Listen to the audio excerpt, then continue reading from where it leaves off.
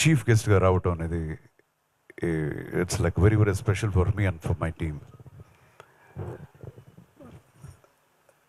సీతాపయణం గురించి మాట్లాడడానికి ముందు ఒక రెండు మాటలు.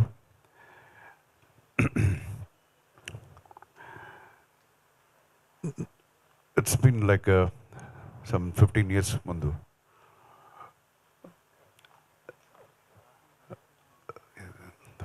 What is that movie, Hanuman Junction అని ఒక సినిమా చేశాను.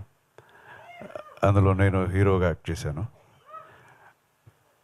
అక్కడ డైరెక్షన్ డిపార్ట్మెంట్లో ఒక ఆస్పైరింగ్ అసోసియేట్ డైరెక్టర్ నేను అక్కడ చూశాను. సో అది ఎవరు కాదు, మన సుకుమార్ గారు. అండ్ టుడే చూస్తే ఒక పెద్ద ట్రీ లాగా, పెద్ద వృక్షం లాగా హీ ఈజ్ లైక్ ఇండియాలో తగ్గేదేలేనే. సో ఇండియాలోనే టాప్ 10 డైరెక్టర్స్లో అతను ఒకరిని చెప్పుకోవడం చాలా గర్వంగా ఉంది. సో అతను డైరెక్ట్ చేస్తానంటే ఏ హీరో అయినా డేట్స్ ఇవ్వడానికి రెడీగా ఉంటారు. అండ్ అతను చేసిన ఒక్కొక్క సినిమా కూడా ఒక్కొక్క మైల్ స్టోన్. అందులో నాకు నచ్చింది, చాలా నచ్చింది Rangasthalam and Pushpa. What a presentation! ఒక ఆర్టిస్ట్ని ఎలివేట్ చేయడానికి ఎంత, ఒక నార్మల్ సీన్ కూడా అది ఎంత బాగా ప్రజెంట్ చేయొచ్చు అనేది he has done and proved. And is a fantabulous director. And thank you so much sir, thanks for coming. And నేను ఇది ఎప్పుడూ మర్చిపోను. సో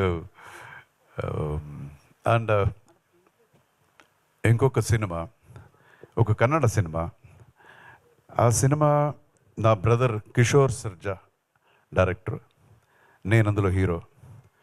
సో దానికి ఒక మంచి డైలాగ్ రైటర్ కావాలని అప్పుడు చాలా వెతికాము. And then we got a reference. ఒక కుర్రోడు ఉన్నాడు, like very very sharp guy.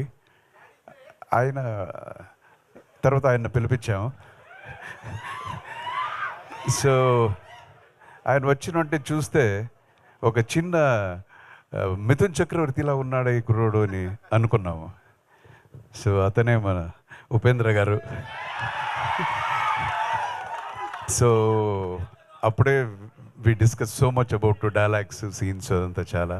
So that was my first meeting with Upendra గారు.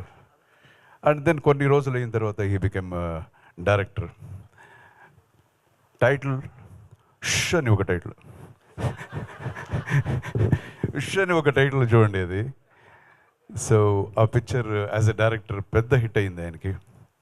ఆ తర్వాత ఓం అని శివరాజ్ కుమార్ని పెట్టి ఒక సినిమా చేశారు, అది పెద్ద బ్లాక్ బస్టర్.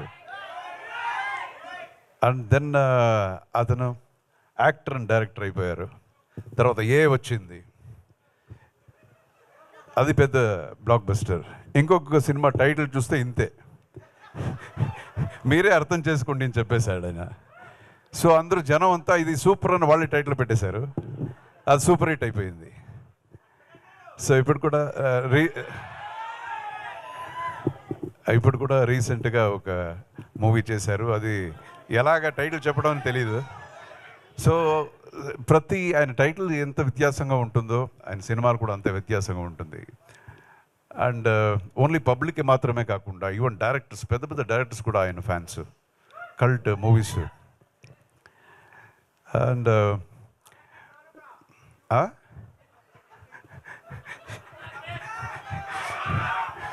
సో ప్రతి ఇండస్ట్రీలో ఊరికే కమెంట్ చేసే బ్యాచ్ ఉంటారు కదా. అప్పుడు కూడా కన్నడ ఇండస్ట్రీలో ఈయన్ని చూసి ఏ come on you are so indifferent అని చెప్పారు ఆయన్ని. సో ఈయన మాత్రం సపరేట్గా నిలబడి you are all the same అన్నాడు. సో అప్పుడే అంత ధైర్యంగా చేసి, ఒక డైరెక్టర్ అంటే అది ఒక బ్రేవ్, మన మైండ్లో ఉండేది కూడా మన కాన్సెప్ట్ని ధైర్యంగా అది చెప్పటం అనేది కూడా ఒక పెద్ద క్వాలిటీ.